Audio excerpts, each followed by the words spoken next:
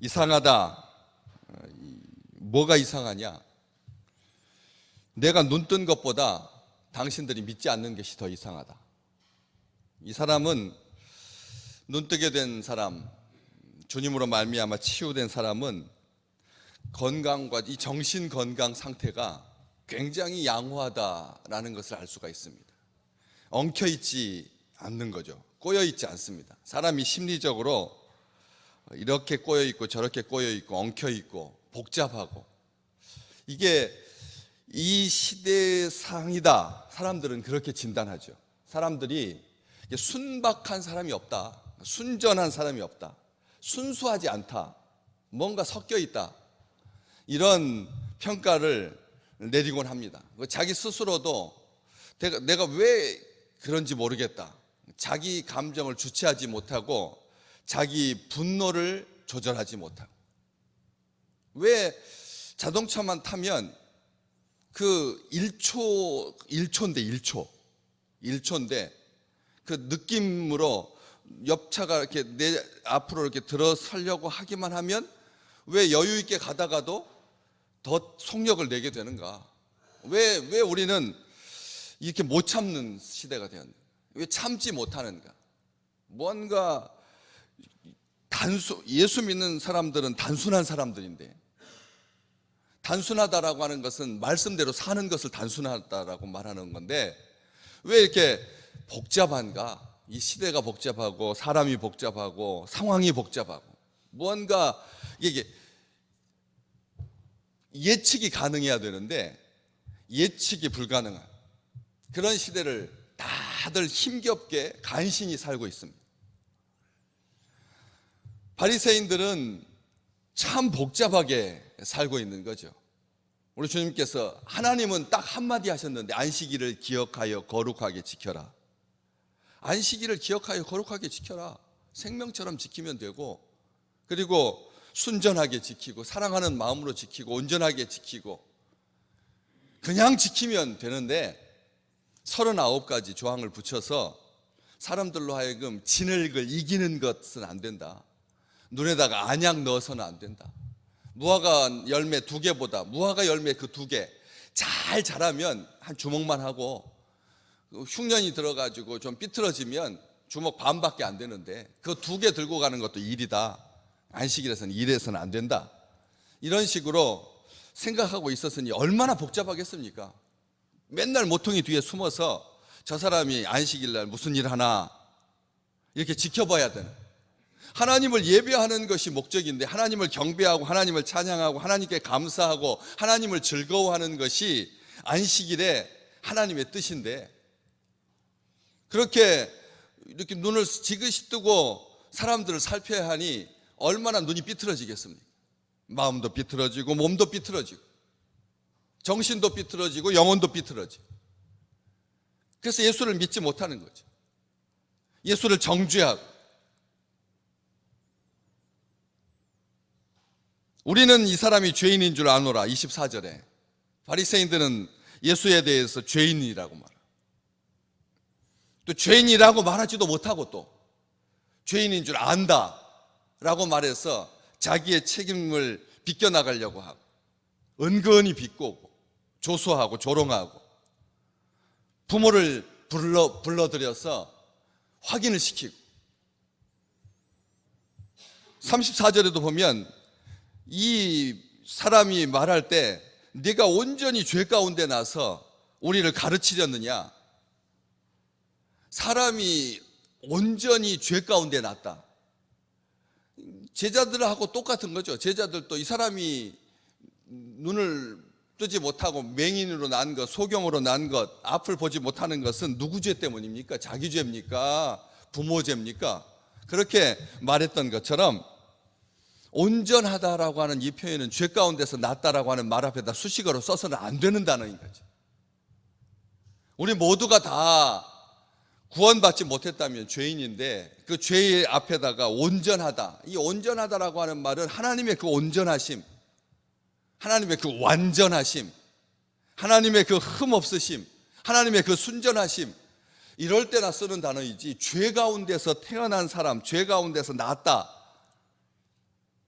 죄 중에서 났다, 살다 보면 죄 때문에 오염된다, 이런 말도 아니고, 죄 때문에 죄의 영향을 받는다, 죄 때문에 악한 사람이 된다, 죄가 그렇게 심각하다, 이런 말도 아니고, 죄 가운데서 났다, 죄 한가운데서 났다. 이 어디 한가운데라고 하는 말은 죄의 본질이라고 하는 뜻이지 않습니까? 이 사람이 아무리 악하다고 한들 죄의 한 중심이다, 죄의 한가운데서 났다, 이렇게 표현한다라고 하는 것, 사람을 판단해서는 안 되는데 우리는 주로 이런 식으로 말하는 거죠. 항상 너는 그 모양이야. 죄 한가운데에서 났다, 죄의 본질이다, 이렇게 말하는 것. 온전히 죄 가운데서 나서 우리를 가르치니 어떻느냐? 우리들은 가르치는 자지 너 따위한테 가르침 받아야 할 이유가 하나도 없다, 이렇게 말하고 있습니다. 사람이 심신이 꼬여있는 사람, 어그러진 사람, 생각이 삐뚤어진 사람들은 이 말 앞에 참 놀랍지 않습니까? 이 사람이 하는 말을 한번 가만히 보십시오. 이상하다, 이 사람이 내 눈을 뜨게 하였으되 당신들은 그가 어디서 왔는지 알지 못한다. 하나님이 죄인의 말을 듣지 아니하고 경건하여서 그의 뜻대로 행하는 자의 말은 들으시는 줄 우리가 안다. 당신들도 알고 우리도 알고 있다. 창세 이후로 맹인으로 난 자의 눈을 뜨겠다 함을 듣지 못했다. 때문에 이 사람이 하나님께로부터 오지 아니하였다면 아무 일도 할 수 없었을 거다. 이야, 여러분, 예수님에 대해서 이 정도로 증언할 수 있다면, 맹인으로 있다가 눈 뜨게 된 사람이 바리새인들 앞에서 이 말을 합니다. 바리새인들의 말은 짧습니다. 정죄하고 판단하고 불편해하고 억울해하고, 그리고 심판하려고 하고, 비아냥거리고 비하하고 조롱하고 모욕하고, 말이 짧죠. 그런데 이 눈뜨게 된 사람은 30절, 31절, 32절, 33절, 아마 니고데모도 이렇게 길게 이야기하지 아니에요. 이렇게 길게 이야기한, 도마도 이렇게 길게 이야기하지 않는데, 이 사람의 말, 이 사람의 증언, 이 사람의 참으로 놀라운 체계적이고 논리적이고 확신이 가득 차서 주장하고 있는, 증언하고 있는 그의 언변이, 이게 말을 보지 못하면 말이 어눌할까? 보통 귀가 잘 들리지 않으면 말이 어눌해진다, 이렇게 말을 하곤 하는데, 이 장애를 가지고 있는 사람이 말에 있어서 다른 눈을 뜬 사람, 정상적인 사람보다 훨씬 더 아주 정확할 뿐만 아니라 확신에 차 있다라고 하는 것을 알 수가 있습니다. 보통 이 확신에 차서 말하기가 어렵거든요. 보지 않는 이상, 확인하지 않는 이상 이렇게 말하기가 어려운데, 이 사람, 하나님이 죄인의 말을 듣지 않는다, 이것은 모든 구약 성경에서 분명하게 말하고 있죠. 하나님은 악한 사람의 말을 듣지 않는다. 하나님은 의인의 소리는 들어도 악한 자의 소리는 듣지 않는다. 하나님은 의인의 소리를 즐겨 듣는다. 때문에 경건하여서 그의 뜻대로 행하는 자의 말은 들으신다. 죄인의 반대말이 의인이라고 하지 아니하고 경건하다라고 표현하고 있고, 경건이라고 하는 것이 뭐냐? 목적대로 사용되는 것, 목적대로 하는 것. 하나님께서 우리에게 거룩한 삶을 살도록 죄로부터 구원해 주시고, 이 경건한 삶을 사는 것은 하나님의 백성들의 본분이고 마땅히 할 바인데, 그 경건하여서 그의 뜻대로 행하는 자, 경건하다라고 하는 말은 하나님의 뜻대로 행하는 자다. 경건하는 한 자는 하나님의 뜻대로 행하는 자다. 이 행하다라고 하는 단어가 계속해서 끝까지 한결같이 지속적으로 즐거이 기쁘게 자원하여서 불의와 타협하지 아니하고 사람 속이지 아니하고 늘 즐겁게 행하는 것. 하나님의 뜻을 행할 때 우리가 하나님의 뜻 어쩌다가 가끔씩 간헐적으로 기분이 내키면 한번 해보고, 그러다가 영 뭐하면 안 하는 것이 아니라는 거지. 하나님의 뜻대로 행한다라고 하는 말이 평생 한결같이 한 번도 멈추지 아니하고, 8장 29절에서 우리 주님께서 나는 항상 그가 기뻐하시는 일을 행함으로 하나님께서 나를 혼자 두지 아니하셨다. 하나님의 일을 기쁘게 항상 행하면 하나님께서 나를 혼자 두지 않으신다. 오늘 또 우리가 주의 일을 행할 때 하나님께서 우리와 함께 계신다. 하나님의 뜻을 기쁘게 행하면 하나님께서 우리를 혼자 두지 아니하신다. 외롭게 싸운다. 우리는 이런 표현을 아주 즐겨 쓰는데 그렇지 않다. 하나님께서 하나님의 편에 서서 하나님을 위하고 하나님과 함께 행하는 자에게 항상 기뻐하시는 일을, 하나님께서 즐거워하시는 일을, 하나님께서 계획하신 일을, 하나님께서 뜻하신 바를 행하는 자에게 하나님께서 항상 함께 하신다. 참되고 진실하게 부르짖을 때 하나님께서 우리의 기도를 들으신다. 하나님께서 우리의 기도를 들으신다. 심지어 성경 보시면 하나님은 악한 사람들의 재물을 증오하신다고 말씀하십니다. 악한 사람들을 듣지 아니하신다. 악인을 듣지 아니하신다. 악인의 부르짖는 소리를 듣지 아니하신다. 이렇게 말하지도 하지만 하나님께서 여기 31절에 죄인의 말을이라고 하는 말을 작게 표시되어 있잖아요. 죄인을 듣지 않으시는 겁니다. 죄인의 재물도 즐거워하지 아니하시고 심지어는 증오하시고, 죄인이 바치는 그 재물, 죄인들이 잘 살거든요. 죄인들이 부를 긁어 모으거든요.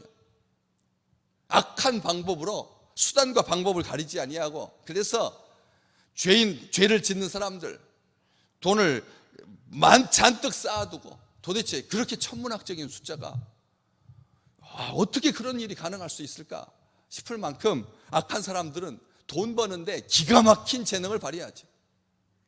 그런 그 악한 사람들이 하나님을 속이기 위해서 재물을 갖다가 하나님 앞에 쌓아놓을지라도 하나님께서 그 재물을 증오하신다. 이 사람이 가지고 있는 죄인의 말을 듣지 아니하고 창세 이후로 맹인으로 난 자의 눈을 뜨게 하였다함을 들어본 적이 없다. 그렇기 때문에 내가 이렇게 눈을 뜨게 된 것, 나를 눈뜨게 하신 그분은 분명하게 의인이고 하나님께서 보내신 자다. 이렇게 고백하고 있는 것입니다. 예수 그리스도의 이적을 찬양하고 있습니다. 예수님을 높이고 있습니다. 평가절하하지 아니하고 배은망덕하지 아니하고 악의적으로 예수가 하는 일을, 기적, 표적을 축소시키려고 하는, 우리가 우리의 마음 상태에서 이 주님이 하시는 일에 대한 선한 기대를 가지고 다른 사람이 은혜 받고 다른 사람이 축복받은 것에 대해서 평가절하하지 아니하고 그의 기쁨에 함께 동참할 수 있는 것, 이것은 하나님께서 우리에게 부여해 주신 하나님의 마음이고 마땅히 우리가 그렇게 즐거워해야 할 일인 것이죠. 우리는 이 사건을 통해서 하나님께서 미련한 자들을 택하사 지혜 있는 자들을 부끄럽게 하셨다라고 하는 바울의 그 말을 다시 한번 생각하게 합니다. 하나님의 영광이 그를 통해서 드러나게 하신 그 놀라우신 하나님의 축복을, 하나님의 은총을 다시 한번 감사하게 되는 거죠. 오늘 또 우리 하나님, 어리숙해 보여도 하나님의 백성들이 좀 쑥맥인 것처럼 보이고 손해 보이는 것처럼 보이고, 이렇게 할지라도 하나님은 우리를 들어서 세상이 지혜롭다라고 다 알고 있다라고 생각하는, 다 안다라고 말하는 그런 것들을 하나님께서 부끄럽게 하실 것입니다. 너무 부러워하지 마십시오. 너무 억울해하지 마십시오. 우리를 통해서 하나님께서 영광을 드러내지 그들을 통해서 하나님께서 영광 드러내고 싶어 하지 않으십니다. 우리가 하나님 앞에서 하나님의 영광을 드러내고 하나님의 이 구원하심에 대해서, 하나님의 역사에 대해서 선한 마음을 가지고, 열린 마음을 가지고 경건한 자로, 그렇게 혼자 두지 아니하시는, 하나님의 일을 기뻐하는 자에게 항상 함께 하시는 축복이 오늘 풍성하게 더하시기를 주님의 이름으로 축복합니다.